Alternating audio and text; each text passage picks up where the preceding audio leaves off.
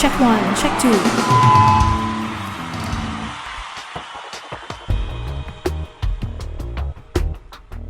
Hi, my name is Dr. Dan. Welcome to another Voice Essentials quick tip. Let me set the scene. Your palms are sweaty, your heart is racing, and you can't remember the first line to your song. And then you hear that dreaded call, next! You see, you've been patiently waiting for the last 30 minutes, and now that your turn has arrived, you're not quite sure you're ready. Auditions are the ever-present reality for many in the performing arts. Basically, if you want to sing for a living, then you're going to have to attend your fair share of auditions. Whether you're rocking up to a cattle call audition for a TV talent show, an audition for the local music theatre company, or simply trying out for lead vocals of a newly formed local band, then auditions are an opportunity for you to show off your vocal chops. Of course, auditions can be an incredibly daunting experience. But if you've prepared well, there's every reason to walk into your next audition with a great sense of confidence. So stick around, because over the next few minutes I'm going to give you some incredibly valuable tools and tips to help you make the best impression at your next audition. Like most things, a successful audition starts weeks before you step onto stage and stand before the audition panel. It's all in the preparation. Perhaps it goes without saying, but most successful auditions are prepared on a secure foundation of solid technique and regular vocal practice. If you're not already practicing your singing at least 4 to 5 times per week, now's the time to start. When preparing for your next audition, you'll need to dedicate a good portion of your vocal practice to learning 3 audition pieces. Yes, 3. Sure, most audition notices will only request 1 song, but the name of the game is be prepared. Always have an extra 2 contrasting pieces at the ready. For example, if you're a tenor and you're auditioning, say, for the music theatre show Rent, then you would need to prepare 1 piece from a similar show. Let's say Pity the Child from the rock musical Chess. This will be your primary audition piece. As well as Pity the Child, you should also be prepared to add a contrasting piece. So let's say Dancing Through Life from Wicked. Finally, your third piece would be a song from Rent, either One Song Glory or What You Own. The second 2 pieces are simply there so that if the audition panel asks to hear another piece, you're ready. The preparation of your audition songs should include background knowledge of the pieces. For example, when preparing One Song Glory from Rent, you should know who sings the song and why they are singing the tune and where the piece sits in the bigger picture of the whole musical. Do your homework. And while you're in research mode, jump online and gather as much information on the group you're auditioning for. If you're auditioning to be a lead vocalist of a corporate band, then find out a bit more about the band, including their gigging history, playlist, and the agents that they work for. This information may prove beneficial in the general chit-chat that can occur either side of the singing. Your final piece of preparation is to perform the pieces in front of an audience. At the very least, this should be in front of family and friends, just in your lounge room.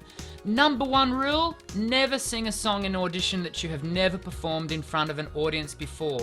The feedback you get from live performance, stated or otherwise, is invaluable when preparing for your audition. Okay, you've prepared well, you know your songs inside out, back to front, upside down, now it's the audition day. Let's run through a checklist of must-dos on the day of an audition. Firstly, make sure you've had enough sleep the night before your audition. You've worked way too hard in the lead up to this audition to blow it on a late night with friends. So grab your 7 to 8 hours of sleep and ensure that you're up to at least 3 to 4 hours before the scheduled audition time. It helps to prep the voice. You're possibly feeling a little nervy, but this is no excuse to skip breakfast. You're going to need all the energy you can gather for the audition, so eat a hearty breakfast of low GI foods. You want slow burning energy to sustain you through the whole day. Muesli, porridge, or eggs will do the trick. Once you've had a breakfast, grab a hot shower and start warming up your voice. If you'd like to learn more about vocal warm-ups, you can follow the link below and watch my quick tip video on vocal warm-ups. Before leaving for the audition, incidentally, you want to arrive at any audition 20 to 30 minutes early. Run through your songs once each. Yes, only once. If you don't know the pieces by now, then it's too late, and singing your songs multiple times while wearing your voice out in the process ain't gonna help. With your final run through done, grab your audition kit bag as you walk out the door. Audition kit bag, what's that? Well, quite simply, it includes the following things. Your sheet music for the accompanist. Originals please, not photocopies. The backing tracks CD. Original discs only, not burnt discs. Your bio, including your promo photos. A drink bottle filled with luke temperature water. And energy bar or a banana. And finally, the address of where you're going. You don't want to get lost on the way. Once you arrive at the place of the audition, I recommend checking in with the point of reception just to let them know that you've arrived.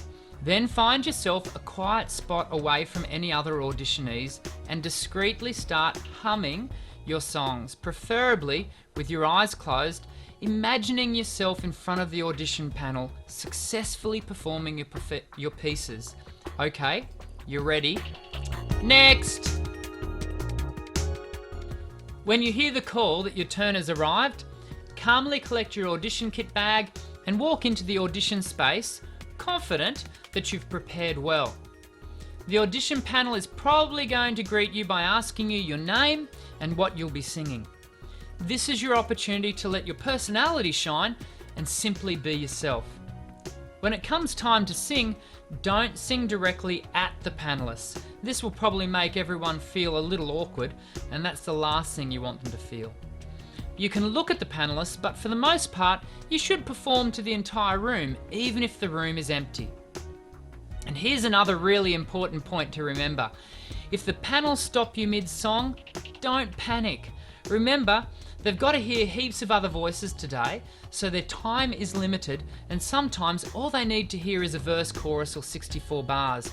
And there's another super important point, one that I forgot to mention earlier.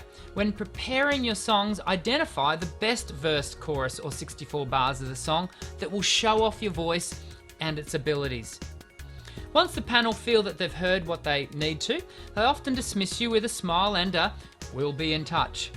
This is your chance to politely thank them for the opportunity to audition and state that you hope you get the opportunity to work with them in the near future. Job done.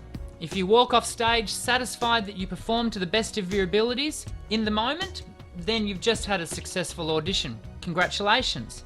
That's right. A successful audition is not judged on whether you get the gig or not. There are so many factors that contribute to the decision-making process of who lands the gig and who doesn't. And many times, it's not based on the quality or talent of the voice. So all you can control is your preparation, your professional manner, and your performance. A successful singing career is littered with hundreds of auditions, and most of your auditions will not land the gig. But that's showbiz, baby.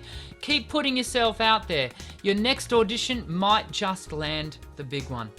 I hope you've enjoyed this quick tip about auditioning well. Make sure you subscribe to my YouTube channel, where you'll find many other singing tips designed to help you become the best singer you can possibly be. I wish you all the very best for your next audition.